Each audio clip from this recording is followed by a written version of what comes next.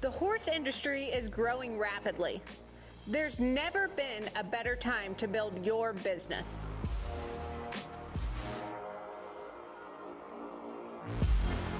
We want to educate and inspire you to step up your game.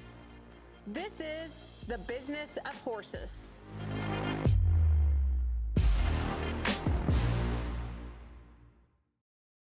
Hi everyone, I'm Melanie Smith, and today we're welcoming Kendra Streeter. She is a lawyer that specializes both in the equine industry and real estate. She's also an Oklahoma real estate broker. So Kendra, thank you for being here today. Thank you for having me. So let's start out. Tell us a little bit about your background, how you got into law school, how you decided to be a lawyer, things like that. Okay, well, I never wanted to be a lawyer. I started off wanting to go in the FBI. And back then it was accounting and law. So I have an accounting minor because I realized really quickly I'm not that great with numbers. So I did that.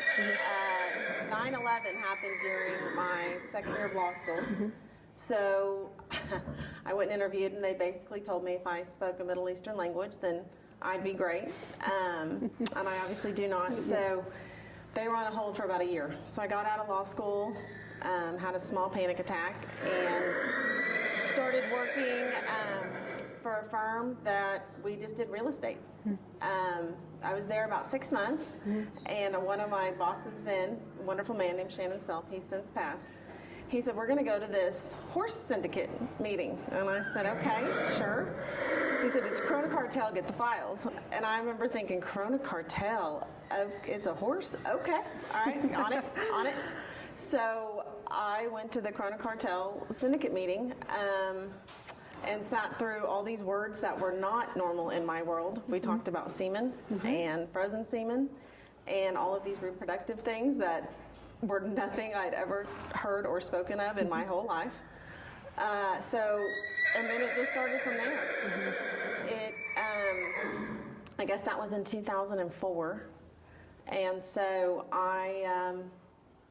I've done that ever since. Yeah. I've had a few syndicates that I've worked for, been blessed with that, and it's just kind of blossomed, you know? That's so funny because I would have never guessed you didn't have an equine background. This is the first time I've asked you that question. Yes. And everything I've thrown at you, which has been some very off-the-wall ideas, like, you've been like, yeah, I understand it from point A to point B, and I would have never guessed that you didn't have a prior equine reproduction at minimum background. Right. So. No, I grew up a prison warden's kid. Okay. We lived in a lot of small towns, and there were a lot of farms and ranches in these towns. But I actually think I've ridden one horse in my whole life. Wow, so, that's cool. But you know, I think that's part of it. Like, I want to ask all the questions of all the people. Sure. So I've always tried to ask people that have done it, so I really feel like I know what I'm talking about, and I can walk you from A to Z. Sure. So, no, yes, you've never asked me that question, but yes, and I went to OU Law School, so there's no equine there. Equine. Yep. No. So we've had a lot of questions on Facebook. We put a post up and asked what you guys wanted to know when it comes to equine law. We got some really good questions from our followers, but we do want to start this out and say that Kendra is not y'all's lawyer. Right. If they have a lawyer or they need one, they could call you. Right. However, this is just general advice, basically, yes. But it's not legal advice. Is that correct? That's correct. Right. Okay. If you have any specifics or anything that you want to discuss further, then I'm happy to do that. Yes. But every situation's different, and it should be dealt with differently. Yes, especially in the horse industry. Especially in the horse industry. Every time I call you, I feel like I'm like, well, here's the problem, but this, and this. Yes. And it takes the whole story for you guys to really give us the right advice. So, absolutely. Right. I think we have a lot to share today, though, just about the lack of contracts, the lack of structure that we see in the horse business that you don't really see in another business, in business types. I feel like we really have not done a great job in the horse industry of doing things correctly. So yes. And people don't even know where to start. So that's kind of what I want to start with today is I have a lot of people call me and say, I'm starting a horse business. Now what? You know, right. okay, right. So do I get a bank account? Like, do I just run it through my personal bank account? Do I need to do this thing called an LLC? Right. Am I making a corporation? They don't understand the difference of that. So that's the first thing I want to start with is when somebody is a brand new horse trainer, horse photographer, whatever it may be they want to do, what is the first step to deciding what type of business formation they want to use? Right, it depends on what state you're in as to what entity is going to be best. And there's also, I give this disclaimer, there's accounting issues that go into that. So I always tell people, I'll talk you through the liability and how you structure it, and then make sure you talk to your CPA about the tax ramifications from various entities, because there are. But that being said, so, you know, the newest thing in the corporate world is a limited liability company. And basically what that's going to allow you to do is limit your exposure financially. If anything were to occur, you would have a cap that a third party can come after you for. And when you say come after, you mean if somebody, let's just say you hurt somebody's horse and they decide they're going to sue you. Absolutely. That is where you say that these limited liability companies basically create a shell, would you say? Yes. Yes and no. Okay. So basically it creates a liability barrier, I would say, from your private assets. And so you've got your house and your cars and all your personal accounts, but then you set up this LLC. And so that's going to, but you have to make sure you put every business, that you keep it as separate as possible. That's a key issue, that people also start to mingle accounts together, commingle them, and you're going to have a problem there. But you want to set up usually LLC. There's also limited partnerships. But overall, an LLC is going to give you the most coverage from a liability standpoint. And basically, you're going to be capped at whatever investment, initial capital, or subsequent capital you put in this LLC is going to be the amount that you could be held liable for ultimately. So, and I think one thing that's really important to point out, and I know this probably goes along with speaking to a CPA, but when you do that and you create an LLC, you have to be diligent about only using the credit card that's in an LLC for purchases, you know, because otherwise you might as well not even have an LLC. Right, right, absolutely. If you're not going to treat it like an LLC and you're just going to treat it like your personal bank account, then just do a DBA, basically. Yes. Would you agree with that? Yes. And that was one thing that was hard for me to learn in the beginning, and I really figured it out the first time I went to get a big loan on a place. And I went to a banker and I said, oh, I have this LLC. And they're like, well, you don't really. You don't have an LLC because you just spend money at Target and at the feed store out of this LLC. That's not how it works. Right. So it made the process of getting that loan a lot harder because I did not have my finances set up correctly. So I think that that's really important, and it's going to kind of funnel into some of the things we're going to talk about with other people down the road in this podcast with the banker and the CPA is if you're going to do it, you've got to keep your assets in it. Yes. The other thing, and I know this also goes with the CPA, is you've got to pay yourself a salary out of it if you want to pull money out of it for personal reasons. Would you say that that is correct? Yes. So yes, it's got to be done appropriately. And there's tax, again, benefits as far as how they're given out, if they're distributions versus salaries. And so there's a lot of benefits to hold and do business in an LLC. And I think that the thing I want people to take away from this is you need to find a CPA and a lawyer and spend the initial investment getting that set up, because it's going to pay off down the road when it comes time to get those loans is the biggest thing that I feel like I see it pay off for, and a liability standpoint. Absolutely. So if you're starting a business, the first step needs to be you need to find a CPA that has some at least some experience in the horse industry, and you need to find a lawyer that hopefully does too, that can set all these things up for you, spend the initial money to get that going. And sometimes there's ways, you know, we've talked about this with like your ranch. You know, you own the real property in one LLC. And so you kind of separated that liability, and then you own your business in another. Correct. Or if you have a trucking company or whatever and once you get them rolling, it's easy. It's just one set of books for this, one set of books for that. And the initial setup is pretty simple. It is. Yes. And then it gives you a guideline too on how you want to run your business, who has input, who doesn't have input. And it's better to, I always tell people, it's a lot less expensive to ask for permission than it is for forgiveness. Yes. Because you're going to get so many more problems if you do get sued, and everything's in your individual name. They can literally go for everything you own. Right. And it could be something that you had someone slips, falls, and hurts themselves. It's not your fault, really, but they can really destroy you financially. So. And going back to, you talked about properties being in LLCs. That's something that if you're creating a new business is probably not necessary right off the bat, but as you get more assets within your LLC, it's time to think about, well, I've got real property, which means your ranch or land, and I have horses and a lot of money flowing through this. Let's take the real property and put it in its own LLC, and let's keep the horses and the training income in another LLC. So that's something that it's, as your business grows, or anybody that's watching this that has a business that has grown to that point, and especially if you have customers coming onto your place riding these horses, things like that, you need to separate your real property out to its own LLC. Yes.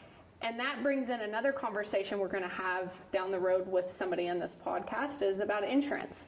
Yes. You need to carry separate liability policies on both your real property and your LLC. And so I know you're not an insurance agent, but for instance, we all sat down with the insurance agent, real estate attorney, we had a whole group of people that sat down and we decided how to get this insurance set up. So I think that's another important thing to Absolutely. I tell people when they call and ask me how to limit liability, basically, I'll tell them we set up these entities, but you've got to make sure you have the right insurance under the right name, covering the correct properties or assets, because again, if you need it and it's not correct, it is a huge issue. Sure. So, moving on from that, we see a lot of partnerships in the horse business. Yes. Okay, so let's talk a little about partnerships. Okay. It's usually like, hey, Joe, do you want to partner with me on this horse? Sure. Can I pay you the $20,000 in a couple months? Yeah, that's fine. Yes, it is. And then we start a partnership. And then it blows up. Somewhere along the way, the partnership is a total fiasco. So this goes a little bit back to LLCs and creating maybe new entities for these partnerships that have specific rules set out in them. So let's talk about that, because I know you've set up a lot of partnerships for people that own horses or very high dollar stallions. So I think the biggest thing about how a lot of these entities work is the agreement that you put in writing, to make sure you get the right details in there. Because that's what happens is people, like you said, it's a handshake deal. It's a phone call, so there's nothing. There's no text, there's no emails. And then you get down to some decision to sell the horse and who gets what percentage. It's just so much easier if you can put it in writing. And again, it doesn't have to be a huge document. Attorney can put it together, which is usually preferable, just to make sure you get all the details that you need in there. And let me pause you right there, just so people understand the investment they're making into that. You can probably get one of those written up for probably less than $1,000 generally. It's not, I think some people think, if I call an attorney, it's going to be a $15,000 bill. I can't afford that. Right. And so it doesn't take that long to write something that simple up, especially if you come to your attorney with, hi, Kendra, I need to write this partnership up. Here is the 6 points I want to make sure are in it, and then you don't have any extra work. All you have to do is write it and send it to me. Yes. It's not a huge expense. It's not a huge expense. And like I said, it is much less expensive in the beginning than to get into a fight, you know, and if it ends up in litigation, then it's a whole nother, it's a huge expense. And so it's just much easier to get it. And like you said, I hear it all the time. All the time. We hear it all the time. I hear it all the time. How many people have said, well, I didn't want to pay for an attorney. And I'm like, well, look what you're paying now. Yes. You know, so. And you know, I think also part of the problem is some people don't want to have that conversation with the person they're partnering with. They're like, oh, well, Joe, we've always done this stuff with Joe and he's been fine, or he's such a well-known horse trainer and we're not going to have any problem. Whatever it takes, just take the time and spend the little bit of money it takes to get it put together. And sometimes I think you can get those put together by an attorney, and once you kind of have them written out, then if you partner with Joe's friend, you can use the same contract. I mean, you can. So, make sure you change relevant details. Correct. But absolutely. So I just think it's a great investment for people to make up front to make sure that their partnerships are the way I do too. And to go back to what you said about people don't want to offend their partner. You know, it's one of those, I tell people, like, blame it on anyone. Blame it on, hey, well, I watched this podcast and this attorney told me that I'd be an idiot if we didn't. Yeah. And, you know, because it's that small percent chance that it goes wrong, because it really is statistically small, but when it does, it usually goes so wrong. Yes, yes. And it that's ruins the a issue. friendship. It does. And sometimes if you have a contract, it doesn't ruin the friendship, because what I've always told people in any partnerships we've had is I want to make sure that we're all on the same page from day one. Yes. Because when we're done with this, I still want to be your friend. Yes. And yes. And we, you know, I pay the way we've always done our partnerships is I want you to charge me full tilt, and I'm going to charge you full tilt. Nobody's getting any breaks. Yes. Okay? So there you go. If you're partnering with a horse trainer, don't ask the horse trainer to ride the horse for free because your partner's on it. Right. Pay half the bill. And then in the treat end, me like a customer. Just treat, that is the cleanest way, and I have never had a partnership end on a bad note because of that. And it allows the conversations to be had in the beginning. Sure. Instead of when the problems hit and it's high stress or something really bad's going on, it allows everything to be dealt with when it's calm and it's rational, and you can think through it. And like you said, then you've got this piece of paper, and so if someone decides they want to change the deal, it's so much easier to say, well, look, you know, we did discuss that, and it's right here, Sure. and this is how we're going to deal with it, and maybe next time we'll do it differently. Yeah. But this time, this is how we're going to do it. And the horse business is probably one of the very few businesses anywhere that if people partner on things, they don't put it in contract. Absolutely. Because there's no real, you know, there's some titles obviously, but there's no serial numbers on these horses. There's Right. So it kind of, nobody's forcing anybody to do it the right Yes. way in our business. When you partner on a car or real estate or whatever, that industry forces you to Right, do because it you have the to right file way. things of record, and they have Correct. to be done a certain way, yes. So that's why I think people don't do it, but I think it's so important. So. I absolutely think it's important. Yep. So last thing I want to touch on with that as well in your contracts is what happens if somebody dies. Okay, so me and you are partners on the horse, and I die tomorrow. It needs to say in that contract Absolutely. what happens, because that's a real thing. So that's something else that we didn't have in a lot of our contracts that we've been putting in, is just me and you had that conversation. Hey, if something happens to me, I want you to keep this horse in training and keep going, Right. and give half of the money to my family when you sell it. Right. Whatever it may be. Right. Or I'm just going to give you my half, Yes. because I don't want my family to have to mess with it. Yes. So I think that's an important conversation. Yes. It's a tough conversation, but it's a real conversation. It's a people real need to have. conversation. Because it becomes part of, you know, people do want to do like their estate planning. And they don't think about, a lot of these businesses, how large of a piece it is of their estate, and how it can get tied up various ways once your business partner dies. And it's hard on your family after It's that. hard on your family. They don't know the business, like you said, and it may be that you decide you want to give it to them for X amount of money. Sure. There's so many different ways you can write it out Yep. that cover you so that it is just a smooth transition. Just done after that. Uh-huh. So another question that a lot of people asked was about board contracts and trainer contracts. Yes. I personally have never gotten a contract from a trainer to put a horse in training. Never, one time. Right. And so that's I've not good. I've been on the opposite end of that, Yes. yes, where I've had people call and say, so-and-so is training my horse, and she's not doing X, Y, and Z, and so I'm not paying her. Right. And I'm like, well, what was she supposed to be doing? Well, we talked about. Right. And I said, okay. Did you put it in writing? I mean, you want this many days, this many hours. No. Yes. Okay. How much are you going to pay her? Well, she said whatever's fair. Well, at that point, you're mad. And so you think nothing is Right. fair. So yes, I have recently written a few training contracts because it is important. And once again, this doesn't have to be a 20-page contract. It does not have to be a 20-page It contract. can be very And if simple. you're the trainer, it protects you. I You mean, I need would, one as a I would trainer. highly recommend trainers, people that board horses, anybody gets just a form agreement. You can fill in the blanks, with names and the relevant information, but just a general concept idea of what you're going to offer them, so they have it sets expectations as Sure. well. And I think that one point with this too is you're not just making a contract so you don't get sued. Right. Sometimes it's just so that there's no misunderstandings. Absolutely. that way, if something happens, everybody's leaving and they're not mad at each other. Right. So I think that it's also to say that we're not just doing this because we think everybody's going to get sued in the horse business. No, absolutely not. I actually don't do litigation. Right. It's good business, and that's really what this is about. Is it's good business for everybody to have it in black and white, written down, what the expectations. As an owner, what do you expect out of me? You expect me to pay my bill? Right. You expect me to, whatever, let me show your horse 3 times a year, Yes, if that's right. what it is, Right. whatever my Right. expectations are. And then as a trainer, I expect you to ride my horse.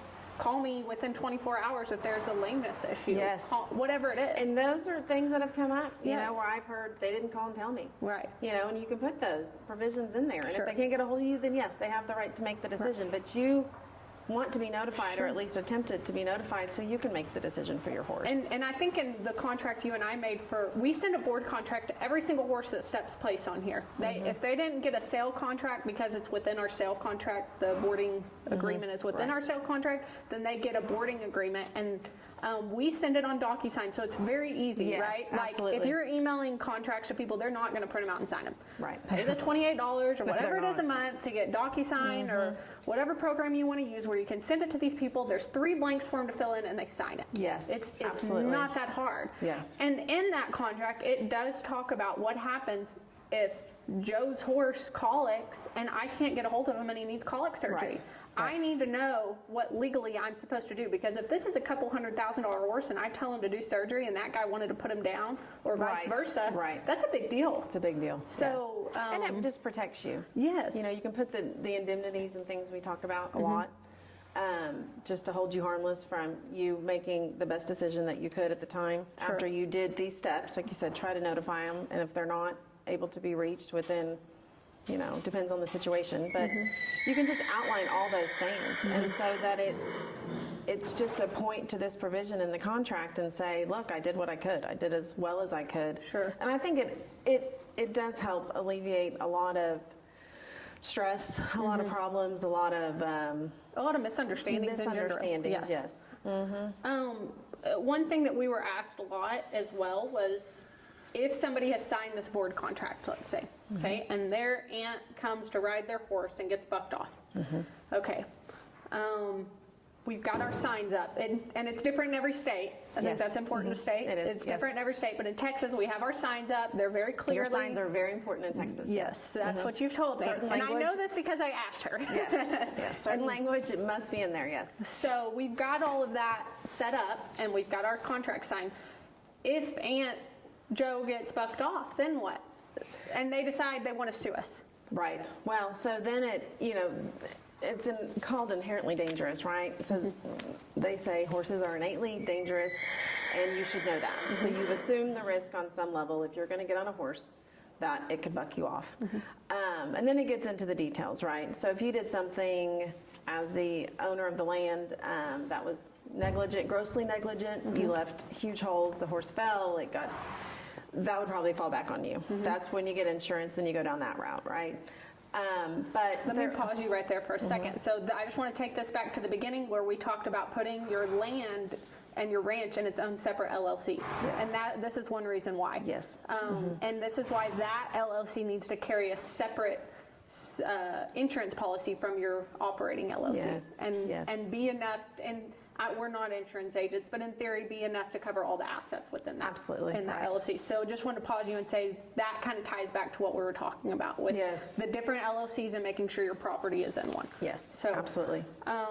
So I think, so there's laws that, generally speaking, like I said, it's an inherently dangerous activity. So you've assumed the risk, and it's with various things. You go skiing, I laugh, it's on every, your pass that sits there, it's like, it will say, this is an inherently dangerous activity. So basically, if you fall down the mountain and you die, you knew it. Yes. Could happen. So, but again, it doesn't, on the other side of that, you want to make sure that you're not negligent, that you're not doing something that is outside of what would be reasonable. It's kind of a reasonableness standard.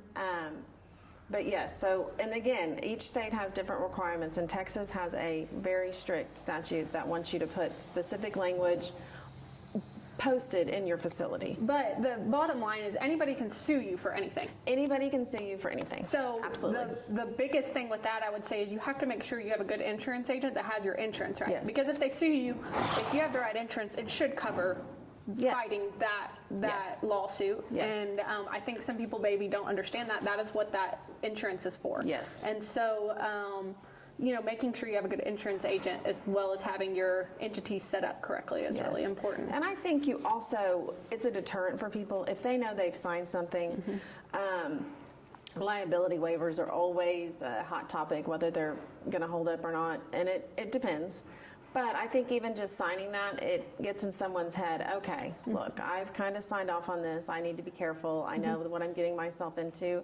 So it's just a deterrent for them also on some level. And one thing I want to touch on with this too is a lot of people now are buying horse ranches and leasing them to trainers. Yes. So, and we do the same thing here. We have a trainer that rents about 20 stalls. So we do have, there are different insurance policies that require, and there's things in our contract with our trainer that require him to hold a certain type of insurance. Absolutely.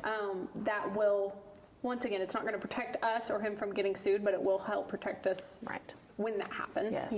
Yes. So I think as a landowner, if you're leasing stalls, you need to sit down with an attorney and make sure that you have that contract to your trainers where it protects you as much as possible. You have that land in its own LLC and you've got the right insurance. Yeah, absolutely. I mean, you definitely, I think the agreement, because you can always contract around certain laws and certain things, so long as it's just very obvious, nothing's hidden, everybody's got the right to hire an attorney, then whatever they agree to, they agree to. And it's very important in that situation that you can delineate who has what responsibility, who carries what insurance, indemnities of each other, that if one of her people come on and get hurt, that it has nothing to do with you, and she'll cover you, pay for attorneys if you have to defend yourself, those sort of things. And those are the provisions that will come to pass when, I mean, those will be the issues when something goes wrong. Sure. So Let's go back to horse trainers for a minute. We've had a lot of people ask on the Facebook post, what happens if I'm a horse trainer and I can't get a hold of the person that's had their horse with me for months, they haven't paid their bills, now I have this horse, and what am I supposed to do with it? So again, each state has a different lien statute, and there's a boarding provision and a trainer provision, at least in Texas. And so trainers have a slightly less, what's the word I should use? They have a slight less right to a lien than a boarder. I think it's the difference is that boarding a horse meets its absolute needs, right? You take care of it, you feed it. Training a horse is not necessarily a necessity for that horse. But that being said, you get an agreement that says, if you give me your horse to train, I now have a lien on this horse. And if you don't pay me, then I can enforce that lien. And then it depends upon the state, but usually it's you have to always maintain possession of the horse. Once you let go of that horse, you've pretty much lost your lien. Okay, so that's important because I didn't know that. I think that's very important. So try not to put some people get frustrated and they're like, fine, I'm going to put your horse over with Bob's ranch 5 miles down the road. But possession, that saying possession is 9/10 of the law. It actually is in some instances, this being one. And so, yes, hold on to the horse. And then there's usually notice provisions. You have to provide written notice to the owner that, hey, you haven't paid this amount, and so in X amount of days, I'm going to go enforce this lien. And by enforcing the lien, it just means I'm going to sell your horse. And I'm going to be able to recoup my expenses. Now, you're not going to be able to keep all of the money from the horse unless they owe you that a full amount, right, for their, but that's typically how it works. And that's something that they would need to go through an attorney to make sure they're doing it right. You want the correct lien language, absolutely, and to reference the right statutes. And boarding horses it's a little more, it's more automatic to a certain extent in a lot of instances because you are providing just necessary items for the horse that it wouldn't otherwise, that it has to have. So that same thing though, they're very specific as to timing. You must maintain possession of the horse. You have to give the person written notice, and then so many days to pay come get their horse, all Right. those things, and then you can enforce the lien. Okay. But they're very detail oriented. So what about AQHA papers with this? Like so I've got Joe's horse to sell now because they haven't paid, and I've got these, or I don't have the papers. Is that a process you follow with AQHA, all the documents to get You those would have papers? to go through AQHA Yes. to make sure that they, yes. Yes, and so that's something that you do. I've never had to do it myself, but have seen where people have gotten all the legal documents together. They've done all the steps within those documents, and then they give that to AQHA, and their legal department handles it from there as far as the process of getting the papers That's in my your name. understanding, yes. Let's touch quickly on payments. People that want to sell horses and babies on payments. The way people always ask me, well, how do you have it set up? The way we set it up is we say, we'll be fine to take payments through weaning, but you have to insure the horse. And you're also signing this contract that says if the baby dies in 3 days, that is your baby, and either the insurance is going to pay you what they owe you and me what they owe Yes. me. That is the fairest way to set it up for everybody, in my opinion. But let's talk about that with, just like you said, making sure that there's specific dates, like very specific instructions is Absolutely. the key. Yes, yes. It's in any of these documents, the dates are going to become really important, especially in those kind of timelines, right? And what happens if the date doesn't get met? So I think that's important too. Like if you say, oh, well, every 30 days you're going to pay me a payment. Well, what if they don't pay for 30 days? Well, and I think you just have to say in there, that's when you get the language to make sure that if it doesn't meet 30 days, then you prorate it based on a 30-day month. And you are very specific as to who holds what liability and when they take it over. Yes. We say at the drop of the hammer on the auction, the horse is yours. Yeah. You better insure it. It's technically anything goes wrong, it's on you. Sure. And that's important because, who knows? I mean, Right. the horse can leave and something happens, they get sick the next hour. But it's really important because that's when things go wrong, right? Sure. It's in those middle times of, and it's like, live foal. I mean, I've seen various definitions of that. Yes. And so define it. define it, Yes. right? Don't just throw out these words because they don't have the same meaning. I have a friend that always laughs at me about the defined terms, right? And he always says, oh, is that a defined term? And I'm like, well, it should have been. Yeah. Because the reality is, I can throw out a word live foal, but to you, it means one thing, and to me, it means another. But if we have it in writing that this is what it means, then we can go back to the doc and we know that's Sure. so. Okay, so this is a hot topic that has a lot of blurred, very, very, very blurred lines in it. So horse trainers hauling horses, or anybody in the horse business that hauls horses. A lot of these commercial haulers do have CDLs, they're licensed and insured, Right. all of that. But most horse trainers help are not licensed and insured, and sometimes they are driving a 10-horse trailer with millions and millions of dollars worth of horses on it. Right. What is the... I mean, I professionally deem that a problem, right? Yes. Because there are federal statutes, Department of Transportation has it all laid out, and it's very detailed. I know you and I talked about this when you were discussing the trucking company, that I've represented some farms and ranches, and I've hired attorneys. That's all they do. I laugh. The AQHA book's this big. The USDOT book is this big. Yeah. And they're just very specific. The problem in this area of law is that if you don't have a CDL and the feds say you should have one, if you get in a wreck, even if it's not your fault, you're what they call strictly liable. So everything that comes from that, the damage, is all your fault. Even if someone ran a red light and hit you and killed every horse back there, it's going to be deemed your fault because you didn't have a commercial driver's license. So I think it's really important, especially on these, I mean, I'm not going to say to never, you should always follow the law, right? You should always abide by every rule. But when you get into these, like you said, you've got $10 million of horses back there, you need to have the right people hauling them. And it also depends upon the state you're in and if you're crossing state lines. If you're And crossing there's some state lines, ags, there's something that will have to do with it, too, with it being an ag deal versus not. there's some farm exemptions. Yes.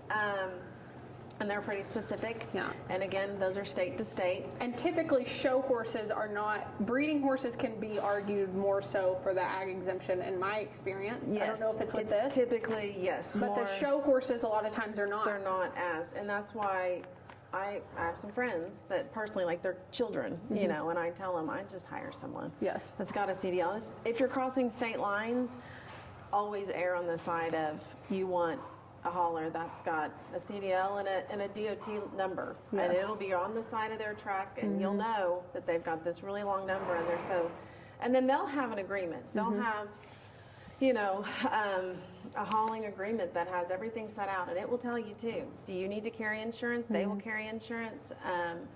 Because you don't want to get in a situation, you know, there's agency law that says, if I hire you to drive my horse down the road and you wreck because you can't drive or just a squirrel ran in front of the road, I can be liable for you because you're my agent. I hired you. So you don't want to get in that situation where someone just can't drive, gets wrecked, whatever, you're deemed. Yes. So that's another issue is, and if you put it in writing too that no, the liability's on you, then you kind of can break that chain. Yes. Yeah. So that's, but it's a very detailed area of law. Yes. As I told you when I told you to hire the DOT for the attorney. trucking company. So I think the biggest takeaways today are, you know, setting up your business correctly from the get-go will save you so much headache down the road. And getting these contracts put in place, like we want to see good contracts from trainers to owners, from boarding facilities to the boarders, from all of those things, and it's something that I hope we see the horse industry evolve to where they're using those more frequently, just so it's a better business experience for everybody. I think we have a lot of new people coming from outside industries that are very business savvy with the Yellowstone and all of that. Yes. And I haven't buy horses, you know, some of them come here and buy horses and they're like, this is the first time I've ever signed anything, and I bought 10 horses in the last year. Like, you know, some of these are Wall Street guys, whatever it may be, and they're like, there's just no structure here. And so I hope that as our industry evolves, we'll add more structure to this, where everybody can have a true black and white experience, and we can get rid of some of this gray area that gives the horse business a bad name. Yes, it does. I mean, all the terms, right? Horse traders, all the things that you hear, sadly, it comes from somewhere, right? Yes, yes. And so I absolutely think that it does.